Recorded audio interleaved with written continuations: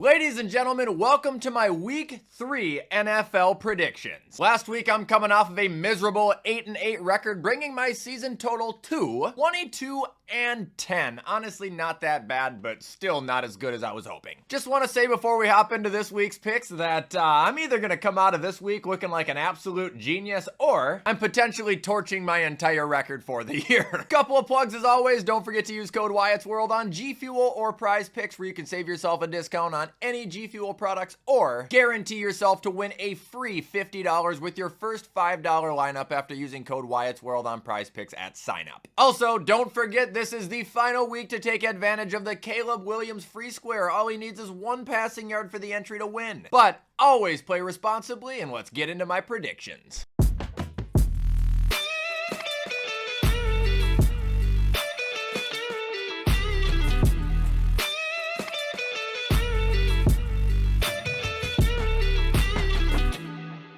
Alright, so starting off with Thursday Night Football, we've got the Patriots at the Jets. I got the Jets winning this game 20-14. Look, there's no reason to think the Patriots won't hang in there. They've been proven that they can move the ball down the field, they can score, they can compete. But I also think the New York Jets are, again, the better team all around the board. I see it being a heavy screen run day for New England's offense because I don't see the New York secondary being very friendly to Jacoby Brissett. And that'll be enough for New England to score, but it's going to leave them down by 6. I do gotta say, even though I'm picking them to win, and even though it's still early, the Jets, they don't look as good as I imagined. They're not bad, but I thought they were going to look better.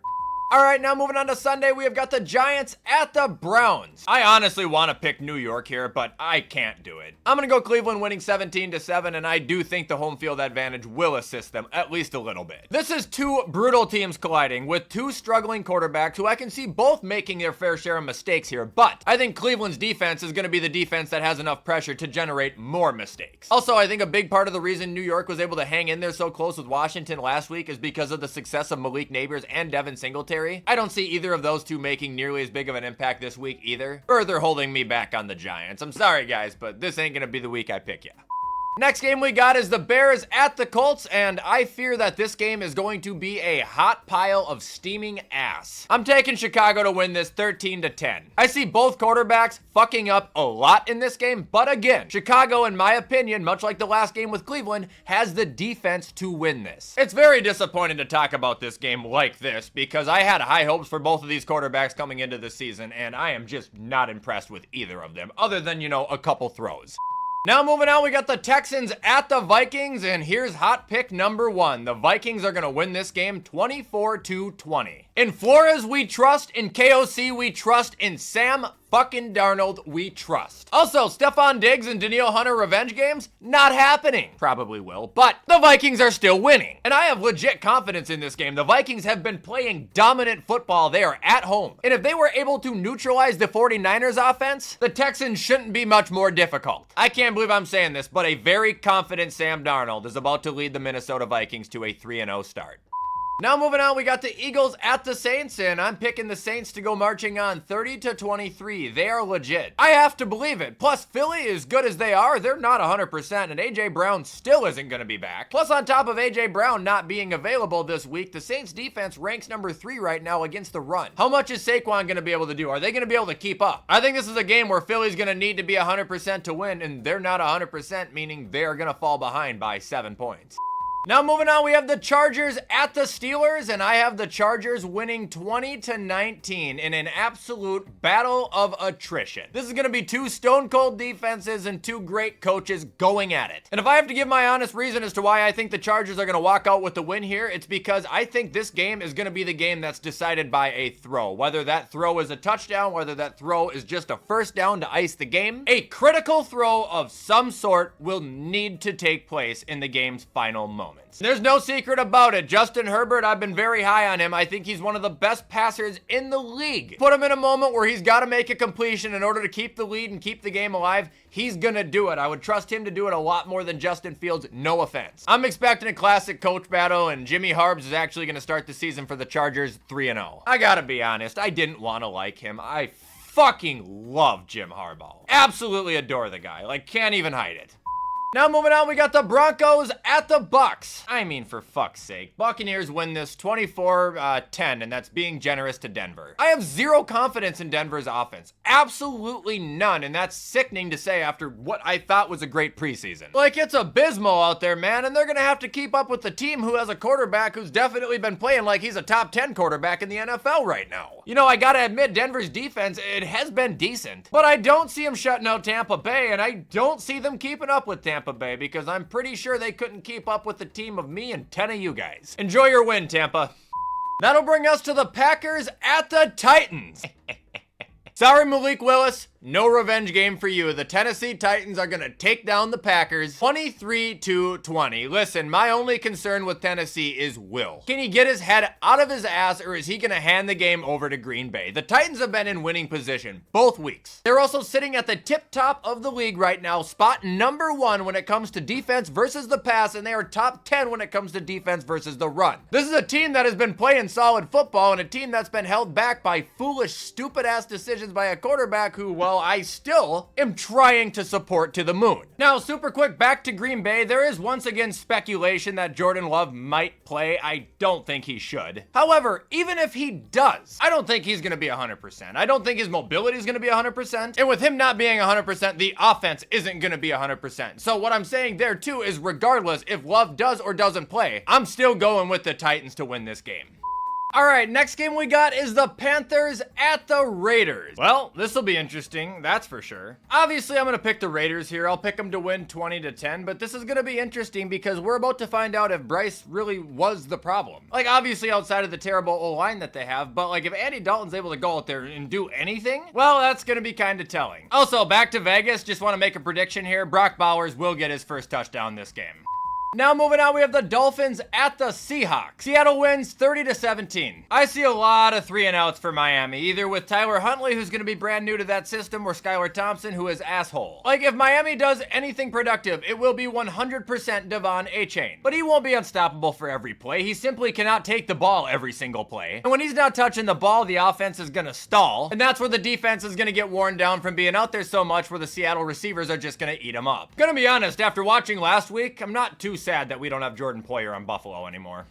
Now moving on, we have the Lions at the Cardinals, and this is the motherfucking game of the week, baby. This is going to be the Super Slam. This is going to be the Rage in the Cage. This is going to be John Cena versus the fucking Rock. This is also another week I desperately want to pick Arizona, but I'm not able to pull the trigger. I don't know why, and if I get burned, I deserve it. They are a good-looking team. I just think Detroit could easily be 2-0 right now if it wasn't for some bad coaching decisions and what I consider a pretty uncharacteristic game from Jared Goff. I think we're going to see the Lions really tighten up here. They're going to bring the pressure to Kyler that they need to suffocate him, that they need to make him dump the ball, just enough to get out of this bloodbath ahead 33-30. I expect this to be a game that feeds fucking families, dude. I expect this to be a game that we all go back to every week and watch for our own leisurely. I expect this to borderline be the greatest football game of all time. Watch it just be fucking ass now.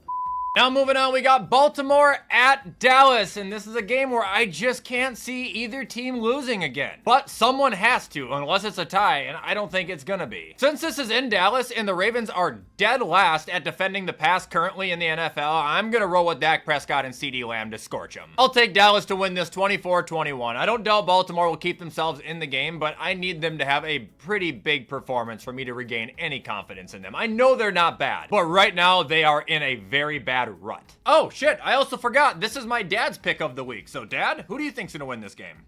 Hi, all you WyattzWorld junkies. Wyatt's dad back for another pick. First of all, I got to apologize to the Atlanta Falcons because they went in and beat the Eagles. The Eagles, I got to ask you, what happened to Hurts and the offense? It kind of like they didn't know what they were going to do half the time. And then on defense, I know they're young, but I thought that secondary was going to be better than what I saw. Now, for the Falcons part of it, Kirk Cousins looked like a Pro Bowl quarterback. That offensive line wasn't leaky at all. They were solid, and the defense was great. I think you have a Super Bowl contender for sure there until next week when they face, I think it's the the Chiefs. Look for Patrick Mahomes to pull a rabbit out of his ass again, and then I'll talk to you next time I'm doing the picks. For this week, I'm going to pick the Baltimore Ravens and Cowboys game. I need to pick a hard game because last week's easy game didn't work out too well for me. Look for the Ravens to go in, rush for 200 yards plus against the Cowboys and beat the Cowboys 26-23, after which there's a press conference and Jerry Jones goes in there and puckers up tighter than a flea's asshole. And then afterwards, him and Steven go in the locker room and get in a fight with Mike McCarthy and Mike Zimmer. It's going to be just a free-for-all WWE special. So until next week, you WyattzWorld junkies, stay safe.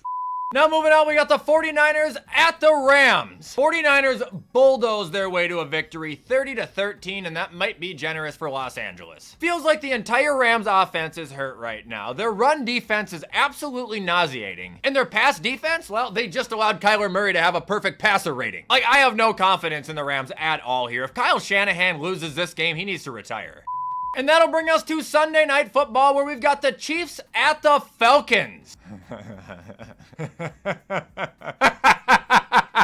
Atlanta wins this game 27-26. Look, Kansas City without Pacheco, that worries me because of how aggressive Atlanta has been against the pass this year. I think Bijan Robinson looks elite. I think Kirk Cousins is looking back to normal, and if his offensive line can give him just enough time to make a read, he'll make the completions he needs in order to keep Atlanta in this game and ahead. Obviously, I don't feel incredibly strong about this pick, but I do have the Chiefs losing a handful of games this year, you know, a small handful, 4 or 5, and this, I think, is going to be the first one.